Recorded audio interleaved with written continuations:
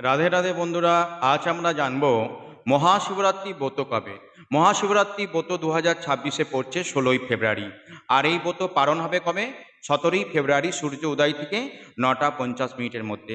তো প্রত্যেক সনাতনীদের উচিত মহাদেবের এই পরম পবিত্র ব্রতটা পালন করা, কারণ মহাদেবের এই ব্রত পালন করলে কৃষ্ণ ভক্তি লাভ হয়।